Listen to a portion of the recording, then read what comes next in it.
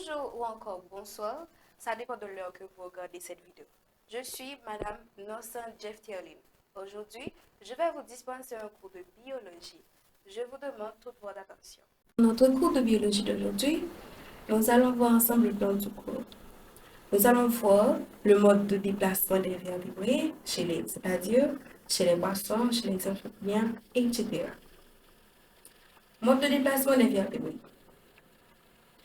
Les vertébrés se déplacent sur le sol, c'est-à-dire les mouvements de déplacement s'effectuent grâce aux os et aux muscles. Donc, les os et les muscles sont les organes du mouvement. Ça veut dire là, c'est que les vertébrés eux-mêmes, qui sont des êtres vivants qui constituent de squelettes bien structurés, donc, ils vont les déplacer. Mouvement fait, yo fait grâce avec zoyo, avec muscle. Donc, zo avec muscle, c'est organe comme ce qui permet moun, ou sinon être vivant, c'est-à-dire les animaux avec moun, déplacer. Certains vertébrés se servent de leurs membres inférieurs, comme c'est le cas pour la poule. Pour se déplacer, ce sont des bipèdes. D'autres marchent et avec les membres supérieurs et avec les membres inférieurs, et ce sont les quadrupèdes. Donc, je dis donc que les vertébrés eux-mêmes n'ont utilisé ni seulement membres inférieurs, ça nous considère carrément comme pied. Donc, d'un coup, poule, donc c'est-à-dire yo bipède. Donc, ils utilisent membres inférieurs pour déplacer. Donc, yo bipède. Et il y a l'autre même nan, yo utilisé ni membre inférieur ni membre supérieur. Yo quadrupède. Il y a un vertébré qui marche sous plan pied. C'est plantigrade. Exemple l'os, c'est-à-dire plan pied yo utilisé pour marcher. Ensuite, il y a l'autre qui marche sous droite qui c'est digitigrade, exemple chat, chien. Exemple, il y a certains l'autre qui marchent sous sabot, c'est-à-dire sabot, ce sont des ongles modifiés. Donc, c'est les anguligrades, exemple chevaux, âne, bœuf. Les différents déplacés sur le sol. Donc, vertébrés lui-même, les cas toujours déplacés, mais il y a différentes façons de déplacer. C'est-à-dire, il y a qui déplacer, c'est avec la marche, c'est course, c'est saut, c'est réputation. Prenons par exemple la marche. Elle est caractérisée par un temps de double appui dans le déplacement des membres inférieurs. Exemple, nous avons observé la marche de l'élève ou encore des gens. Par exemple, on a suivi que dans le déplacement membre, on a passé membre inférieur là, comme si qui prend support là, genre on appuie deux fois, ensuite pour continuer à marcher. Donc, c'est comme ça, marche là, lui-même exécuté. Et qui rôle chaque membre dans le corps gagne? Le rôle de chaque membre au cours d'un pas. De même, si on observe un chien en marche, on peut voir que le déplacement de ses pattes se fait de façon diagonale et latérale. Exemple, notez bien, non. De même, si on observe un chien en marche, on peut voir que le déplacement des pattes se fait de façon diagonale et latérale. Donc, si nous suivons un chien, il a marché, et nous voyons que la marche pied comme si croisé, ça nous dit encore croisé, ça veut dire c'est comme ça. Notez bien, de nombreux oiseaux marchent comme l'homme, mais sont digitigrades. Nous sommes digitigrades, c'est-à-dire l'utiliser droite pour y marcher. Et que la plupart des vertébrés quadrupèdes comme le chien. Certains quadrupèdes avancent en même temps, les pattes antérieures et postérieures de même côté. On dit qu'ils marchent l'ambre. Exemple, girafe. Une girafe, le même qui c'est des quadrupèdes. Mais sauf que maintenant, pattes intérieures et postérieures marchent comme si presque même côté. La course, nous avons différentes façons. On dépasse sous sol, mais nous marche, nous parlons de la course. La course est caractérisée par un temps de suspension et une poussée décalée des deux membres inférieurs. Ça veut dire, nous disons course, elle est caractérisée côté que suspension, côté bon poussée qui exerce, mais sauf que membres inférieurs, ils ont déjà été en l'air. Donc, tant qu'on a observé là, on voit que pendant que la fête là, on voit pendant il y a deux pattes à terre. Côté chien, il y a deux pattes à terre, il y a deux pattes en l'air. Donc, la pointe supérieure qui est devant, il est à terre, tandis que ça derrière, qui est inférieur, il est dans l'air. Donc, coussin, tellement de rapidité, autant de suspension. Il y a un cousteau, les l'homme a fait cousteau, c'est comme ça. Notez bien, beaucoup d'animaux courent de deux façons différentes. Ils galopent ou ils trottent. Donc, on peut galoper, par exemple, cheval, elle est à trotter, c'est un coup, et trotter, c'est plus pour le saut. Le saut est caractérisé par un temps de suspension et une poussée simultanée des deux membres inférieurs. Donc, l'on sauter, donc, c'est côté que et pendant qu'il y a un pied qui suspend, donc il y a l'autre poussée qui a fait, c'est-à-dire, pendant m'a essayé, ok, on observe côté que la pince a sauté. Pendant que la sauté sur deux membres inférieurs, deux membres supérieurs là, sauté sur eux, deux membres inférieurs, ils ont été en suspension pendant quelques secondes. Les plus duré par rapport avec parcours là. La reptation. La reptation est caractérisée par déplacement sur le ventre, par ondulation du corps. La plupart des reptiles se déplacent en se traînant sur le ventre. C'est la reptation.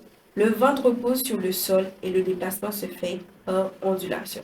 Comme c'est le cas des couleurs, nous pouvons l'observer par ici, c'est le déplacement de couleur. Donc, dans le cas suivant, ensemble que les déplacer ventre sous sol là, tout poids corps reposé sous sol là, et tout pour le déplacer, ça le fait l'effet de ondulation. N'a suivant ondulation là, côté que, notre corps fait, ça veut dire que là, fait S. Notez bien, le serpent est incapable de progresser sur une surface entièrement lisse. Exemple, c'est-à-dire comme une plaque de verre ne peut pas déplacer sur. C'est-à-dire que le serpent lui-même, ça permet de le déplacer, c'est pour qu'il y ait espace côté plus ou moins, les grains de sable côté solide. Automatiquement, côté en lisse, déplacement difficile pour les faire.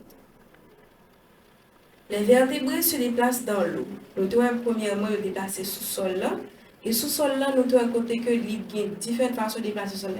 Déplacer par la marche, la course, la rotation et le saut. Et qu'on y a les vertébrés aussi se déplacent dans l'eau. Les vertébrés qui vivent dans l'eau, tels que les poissons, se déplacent par la nage.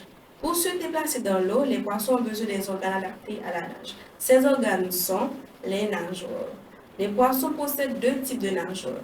Les nageurs paires, c'est-à-dire pectorales et abdominales, et stabilisent l'animal. Les nageurs impaires, la nageur caudale qui permet le déplacement rapide. Donc, je dis que les vertébrés en même temps, ils déplacent dans l'eau. Mais, vertébrés qui vivent dans l'eau, dans le poisson, comment ils déplacent? C'est grâce à la nage, c'est-à-dire nager, ils sont capables de déplacer. Et pour se déplacer dans l'eau, il y a besoin d'organes qui pour adapter à ça. Ça veut dire que pour se déplacer, il faut qu'il y ait moyen de déplacement. Et moyen de déplacement, il faut qu'on soit adapté pour ça. Donc, qui s'est adapté pour ça?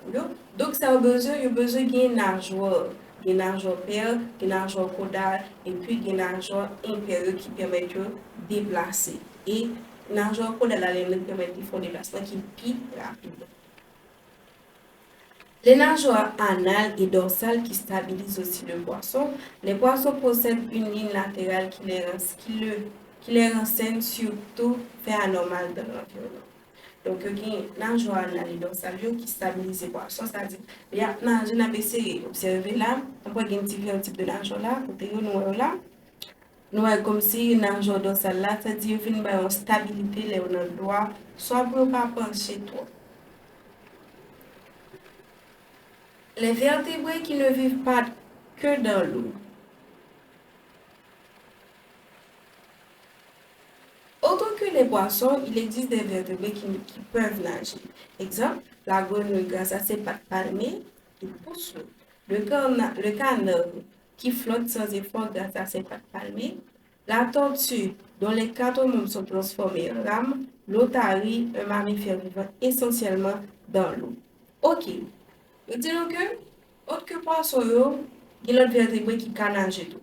Donc, grenouille, il y a une déplacé grâce avec pattes qui palmées. C'est-à-dire, palmé, dans le côté que doit être là, il n'y a pas de espace pour doit l'homme, c'est que le guillon l'autre type de chair qui relie. Ensuite, cannelle, c'est avec pas de palmier, tout même, genre cannelle. Tortue, c'est à cause de mammifère qui a transformé en rame, qui a permis de nager. Et puis, otaria, c'est un mammifère qui gagne. Et ils vivent essentiellement de ça, c'est-à-dire qu'ils font pas dans l'eau, ils gagnent un nageur qui nage, qui permet de déplacer. Ensuite, nous avons un manchot, qui c'est un oiseau, mais zèle comme si zèle permet plus capable de nager que lui capable de voler. Nous avons un cormoran qui nage grâce avec pas de palmier, nous avons un dauphin baleine qui sont mammifères, qui ont un nageur caudal horizontal par vertical. C'est-à-dire, le dauphin lui-même, c'est grâce avec un nageur caudal qui permet d'être capable de déplacer. Et puis, nous avons un couleuvre tout qui nage par ondulation. Nous avons sa ondulation, c'est la fête, c'est-à-dire qu'il nage dans l'eau. Les animaux bien adaptés à la nage doivent posséder. Pour une bête capable de bien nager, il doit gagner des nageoires où on connaît pas de palmier, premièrement. Deuxièmement, une forme hydrodynamique pour pénétrer l'eau, une excellente musculature. Donc, nous voyons que pour bête là, parce que nous sommes capables de nager, il doit gagner nageoire qui est adapté, ensuite il doit gagner pas de palmier. Et puis, il de bonne forme qui peut mettre les gants dans l'eau, c'est-à-dire qu'il peut respirer pour ce l'eau, et puis il doit gagner une musculature très solide, comme si qui pas fatigué. Notez bien, le thon et le requin n'ont pas de vessie natatoire. Ils doivent nager sans arrêt, sinon ils coulent. Donc, thon avec le requin lui-même, si on ne nage continuellement, il a coulé. C'est-à-dire qu'il a noyé, il n'a pas de force pour capable, il n'a pas force, il n'a pas de stabilité pour nager. Nous devons que vertébrés déplacés sur le sol, nous devons que déplacés dans l'eau. Pour les vertébrés se déplacent dans l'air. Les oiseaux et les chauves-souris sont les seuls vertébrés qui se déplacent dans l'air. Les facteurs favorisant le vol des oiseaux sont, premièrement, un squelette robuste renforcé et allégé, muscles moteurs des ailes très développés, 3 sortes de plumes, les pennes, grandes plumes, légères et rigides, imperméables à l'air, servent au vol et sont fixées sur les membres antérieurs. Nous avons les rémiges qui rament sur la queue, les prises qui dirigent. Les tectrices, eux, qui couvrent le corps d'un ensemble imperméable. Donc, oiseaux, c'est seulement chauve-souris. Dans vertébrés, c'est seulement chauve-souris avec les oiseaux qui volent. Et pour une bête qui a volé, il faut qu'il y ait des facteurs qui pour caractériser, c'est-à-dire il faut qu'il y ait des facultés qui permettent de voler. Donc, pour une bête qui a volé, premièrement, il faut qu'il soit capable de musculature qui est robuste. Faut qu'il y ait des muscles, comme si pour des ailes qui très développés. Et puis, il faut qu'il y ait tous les 3 types de plumes, parce que le type de plume permet de voler. Donc, nous avons une peine de même. Il fait léger et rigide, c'est-à-dire comme si les ailes permettent de voler bien. Et puis, tout nous avons une rémigion qui permet de ramer, de ailes. Ensuite, nous avons ça qui est cœur, qui a une direction. Et tout des cristaux qui couvrent le corps, comme si il y a imperméable. Ensuite, nous avons du verre, comme si ils permettent aux animaux à réchauffer, c'est-à-dire chauffer le corps. Avec tout ça, nous souhaitons, plus ou moins, nous souhaitons déplacement vertébrés, tout type de déplacement qui vient. Nous allons laisser évaluer ensemble pour qui ça nous change. Première question. Les vertébrés se déplacent sur le sol sur combien de formes? Nous avons petit a 4 formes, petit b 3 formes, petit c 5 formes et petit d 9 formes.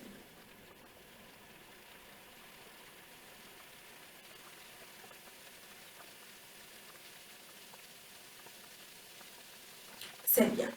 Les vertébrés se déplacent sur 4 formes. La marche, le saut, la réputation et la course. Deuxième question. Vrai ou faux? Les vertébrés qui se déplacent dans l'eau n'ont pas besoin de nageoires. Faux. C'est évident que les vertébrés qui se déplacent dans l'eau ont besoin tout à fait de nageoires. Troisième question. Les oiseaux et les chauves-souris sont les seuls vertébrés qui se déplacent dans l'air. Vrai ou faux? Vrai. Évidemment, ce sont les oiseaux et les chauves-souris qui se déplacent en tant que vertébrés qui se déplacent dans l'air. Vrai ou faux encore? Les oiseaux ont 12 sortes de plumes. Faux. Les oiseaux n'ont pas 12 sortes de plumes. Ensuite, petit D. Pour être bien adaptés à la nage, les oiseaux ont besoin d'une forme idiomatique ou inéquilibre. Vrai ou faux? Merci d'avoir suivi ce cours avec nous. N'oubliez pas de partager, de liker et de commenter pour plus de vidéos.